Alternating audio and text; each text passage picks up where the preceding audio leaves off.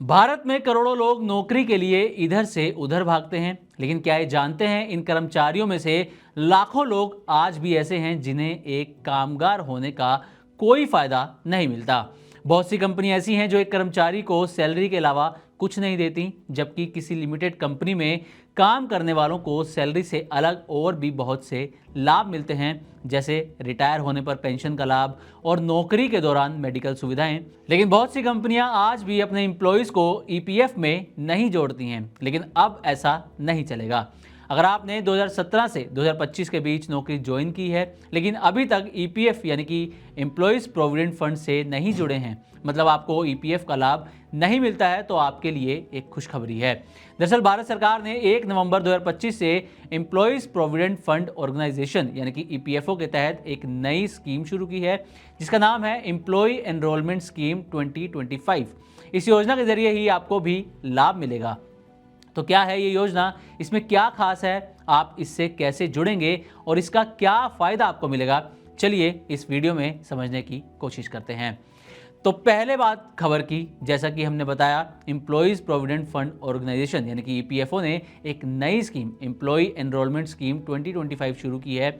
ये स्कीम उन एम्प्लॉयज़ को फ़ायदे में लाने के लिए है जो अभी तक प्रोविडेंट फंड यानी कि पीएफ के तहत नहीं आते हैं। सरकार चाहती है कि ज़्यादा से ज़्यादा एम्प्लॉयज़ इस फॉर्मल सोशल सिक्योरिटी सिस्टम का हिस्सा बने ताकि उनकी भविष्य की आर्थिक सुरक्षा हो सके। तो इस योजना में क्या खास है?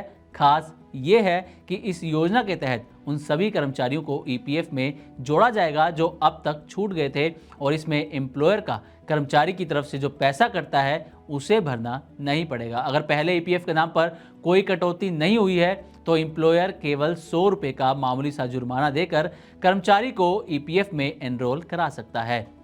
इससे कंपनियों को बिना ज़्यादा दंड और कानूनी कार्रवाई के अपने फॉर्मल वर्कफोर्स को सही स्थिति में लाने का भी मौका मिल जाएगा। और इस कारण से अच्छी बात यह होगी कि वो कर्मचारी जो अभी भी कंपनी के साथ हैं और जो पिछले वर्षों में कंपनी में शामिल हुए थे लेकिन उन्हें पीएफ से नहीं जोड़ा गया था, उन्हें अब पीएफ के तहत कवर मिल जाएगा। इससे कर्मचारियों का भविष्य सुरक्षित होगा, भारत में रोजगार का आधिकारिक आंकड़ा और बढ़ेगा और अनऑफिशियल सेक्टर में फंसे लोगों को काम का ऑफिशियल रिकॉर्ड मिल जाएगा।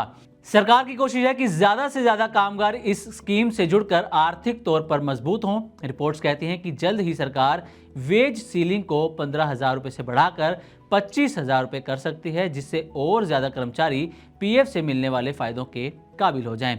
तो कुल मिलाकर ये स्कीम कंपनीज और कामगारों दोनों के लिए फायदेमंद है। कंपनियों के लिए कानून का पालन आसान होगा और कर्मचारियों का भविष्य सुरक्षित होगा। तो अगर आप कंपनी वाले हैं या कामगार, इस योजना के बारे में जरूर जानें ताकि आप सही तरीके से इसका फायदा उठा सकें। तो उम्मीद करते हैं कि हमारी तरफ से दी गई जानकारी आपको अच्छी लगी होगी। इसी तरह की और भी वीडियोस के लिए देखते रहें मनी 9 और सब्सक्राइब करें हमारे यूट्यूब चैनल।